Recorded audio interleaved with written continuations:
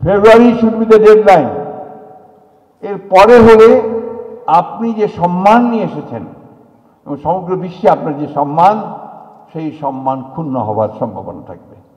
তো এই যে আপনার বিষয়গুলো তৈরি করা হচ্ছে, কেন এই বিতর্কগুলো তৈরি করা হচ্ছে, কেন এর পেছনে কিন্তু আপনি যে মনে করেন যে এমনি এমনি করা হচ্ছে তা না, এর পেছনে একটা বিশেষ উদ্দেশ্য আছে। সেই উদ্দেশ্যটা সেই একেবারেতে ফিরে যাবেন, সেই উদ্দেশ্যটা সেই একেবারে ফিরে চলে যাবেন এরশাদ সাহেবের ক্ষমতা দখল করা থেকে। এই দেশে গণতন্ত্রকে চলতে দিতে চায় না।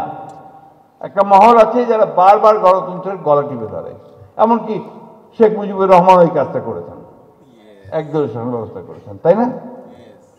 সুতরাং আমরা খুব পরিষ্কার কথা আমাদের যে আমরা একটা লিবারেল ডেমোক্রেসি চাই। আমরা চাই যে আমাদের দেশের জনগণ তার ভোটের অধিকার ফিরে পাক, তার ভোটের অধিকার সে ভোট দিক, ভোট দিয়ে তার প্রতিনিধি সে নির্বাচিত করুক, পার্লামেন্ট তৈরি হোক, সরকার তৈরি হোক, তারা চালাবে 5 বছর।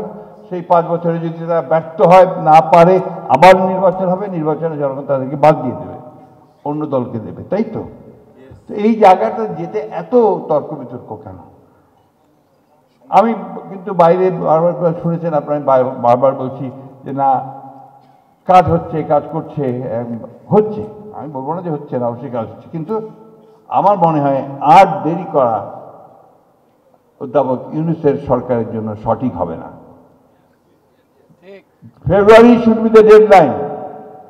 এর পরে হলে আপনি যে সম্মান নিয়ে এসেছেন এবং সমগ্র বিশ্বে আপনার যে সম্মান, সেই সম্মান ক্ষুণ্ণ হওয়ার সম্ভাবনা থাকবে।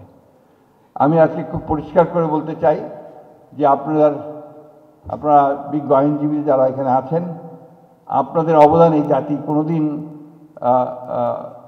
ভুলা উচিত নয়, এবং স্বীকৃতি দেওয়াটাই সবচেয়ে বড় প্রয়োজন। কারণ এই আন্দোলন আমরা করেছি আপনাদেরকে সঙ্গে নিয়ে, সামনে নিয়ে, আপনাদের পাশে থেকে।